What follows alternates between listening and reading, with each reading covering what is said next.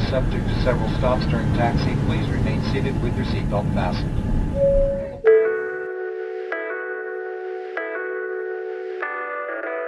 So where are we in? Northwest corner. So the white patch C is obviously Alabama. As you can see, we're just a little dot, and it's pretty rural out here all around us. International Paper had been here for 40 years or so. It employed around 1,100 people. And in September of 2013, they came in one morning and announced to all the employees that they were closing their doors. For us, it was a knockout punch. It has just reverberated through our county, and it was just a huge loss. We need something to happen in Lawrence County, and we're looking for y'all for help, and maybe we can help y'all. We just love this place, and we want y'all, while you're here, to get to know a little bit about it, and we're looking forward to going up and learning more about Boston. That's how you can tell when we're tourists. We're always looking up the tourists. Instead of at our phones. Downtown is down here, and Back Bay is right here. And then this is all these different neighborhoods. This is like where the money sits, and this is where the people live. Boston is a fascinating place. You know, it's over 100 years older than the country, and it's a place of problem solvers, and I'm a problem solver. We allow people from the community to come in, and they're able to do product design, they're able to build prototypes. I just see so much stuff that I can take back home that I know they need if you can get them in one room and sit them down to listen. We already have the community base started.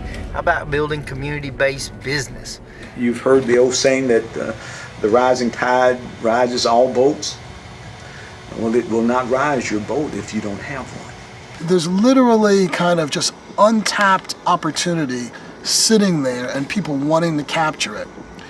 The days of a small farm are over.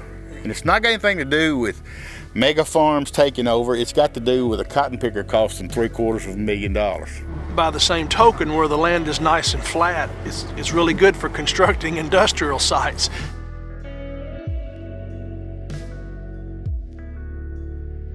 Hi, would you like a biscuit? Hello, would you like a biscuit? This is my block.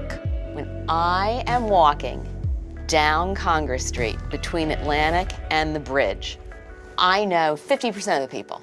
I'm like hugging people, kissing people. How are you? I miss you, whatever else, but it's my block.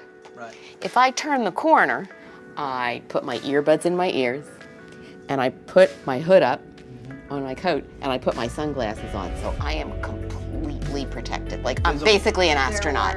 We're the #1 income inequality city. We were the last city to desegregate schools. So as much as we're the Kennedys and as much as we're Cape Cod, we're also a 45-year-old man who you'll meet while we're in Roxbury remembers being chased out of a bus by grown people who didn't want a black child to go to their school. We don't all click every day together, by no means. But when I have people from out of town that want to come visit, and they want to go, where do we go? I don't take them to Back Bay. It's not part of my city. Is there a rivalry? Back Bay doesn't think about us. No. Here everybody's focused on a job and money, and at home we're just more focused on family.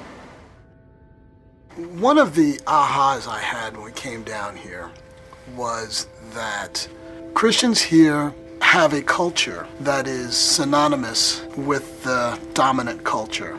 And like a fish in water, you don't necessarily know what wet feels like. In Boston, we're more amphibious. You know, it's not so much of trying to beat you over the head with a Bible and get you to submit. It's more like, you know, us coming together and talk about our faith. You know, this is what I believe, this is what you believe. Come to a more understanding. I just ask you to go into this discussion with an open mind.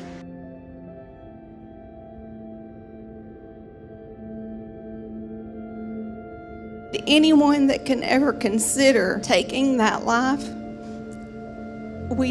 you're a lot further off with me than I thought we were. I have tried to have kids my whole life, and we weren't able to. I was successful once, made it to 10 weeks, and I lost it. That 10 weeks, I was so attached to that child, I'd never even heard the heartbeat. I don't care what doctors tell you, I don't care what the scientists tell you. That was a life inside of me that I lost, and it was a piece of me that I'll never get back. You know, like seeing that Confederate flag just drive by, like, it hurts my feelings, you know?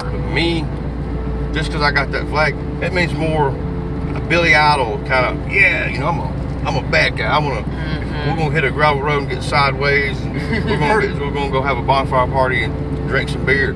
Without shared language, I'm never going to get into that discussion because I know where it leads. I don't think the question is, can Moulton change? I think the question is, what is our authentic value add in their changing? While we were walking around the other night, walked by a church, and I see it says Black Lives Matter hanging on that flag.